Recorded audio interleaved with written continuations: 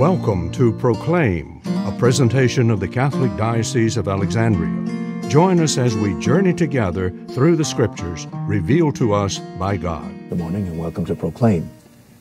Having given the first part of his explanation of the fact that others hear only in parables, he says, so that they may look and see but not perceive, and hear and listen but not understand, in order that they may not be converted and be forgiven. A very strange statement.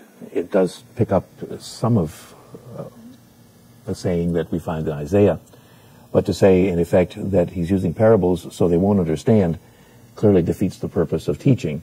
And so it's not at all certain exactly what this explanation is trying to tell us, other than the fact that perhaps it gives them an excuse or a way out, that because they haven't understood the parables, they may be not as guilty of misunderstanding. But basically, certainly Jesus had the intention of people listening and learning and following. He clearly makes the distinction between those that are his closest and most intimate followers, the 12 and those with them, and the crowds at large. Perhaps the crowds at large simply would not take the time to probe deep enough to get a meaning.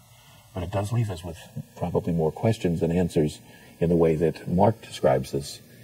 When we find it in Matthew, it's a little different grammatical structure, more saying that it's because they don't understand that he teaches parables, not as a purpose of the parables. And so once again, we find a difference in the Gospels that seems initially very insignificant until we really look at it and find that it's a very definite difference in what is being said.